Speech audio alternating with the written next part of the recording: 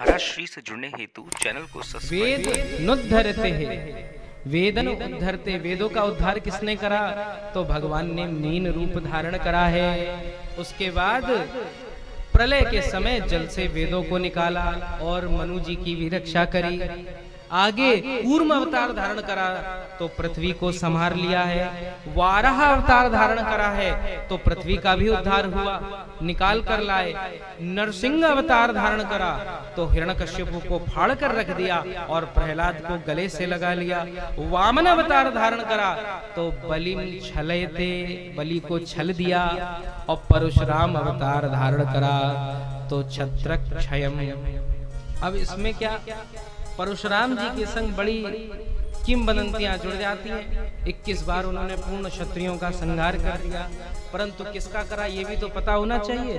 परशुराम जी ने हर किसी का वध नहीं करा है कि जो भी मिल गया अच्छा राजा। दशरथ जी का नहीं करा, गादी वंश का नहीं करा, विश्वामित्र जी के जो वंशज हुए उनका भी नहीं करा। केवल उन्हीं का संहार करा जो लोग दुष्ट थे, जो पापी हुए, दुराचारी हुए, धर्म से च्युत हो गए, धर्म से अलग हो गए और जनता पे अत्याचार करने लगे। ऐसा भारतीय शास्त्रों में बताया जाता है। आजकल तो टैक्स बहुत ज्यादा होता है। भारतीय शास्त्र कहता है टैक्स कितना होना चाहिए, कर ऐसे होना चाहिए जैसे कोई मधुमक्खी होती है, वो फूल में से रस निकाल लेती है, परंतु उस फूल को पुजारी भी झूठा नहीं मानता और वो भी भगवान को चढ़ा दिया जाता है। ऐसे ही कर होना चाहिए। परंतु जब ये व्यवस्था बिगड़ गई तो परशुराम जी ने उस व्यवस्था को ठीक करा है।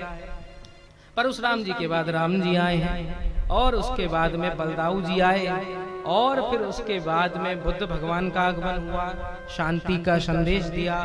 कली भगवान का आगमन हुआ। अब आप कहेंगे कृष्ण जी कहाँ हैं?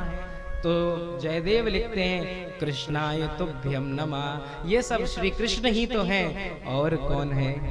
इसी को ब्रज भाषा में मनमाध्व गौड़ेश्वर श्री गोस्वामी जी ने लिखा है कि वेद को उधारियो पीठ भूधर संहारियो भूमि। हरि वेद को उठारियो पीठ भूधर संहारियो भूमि। मंडल को दंत धारी हिरना को मारियो है। बलि के छलैया क्षत्रि वंश के दलैया लंका पति के मिटाए रघुनाथ रूप धारियो है। अरे कालिंदी कर्षण कृपा वर्षण सुदीनन पे म्लेच्छ अगमर्शन कली कलमश प्रतारियो है। ऐसे 10 रूप धारे हारे सब भूमि भारे। रसिक बिहारे कृष्ण चंद्र जग तारियो है। अरे रसिक बिहारी कृष्ण चंद्र जग तारियो है। बोलो दशावतार भगवान की जय।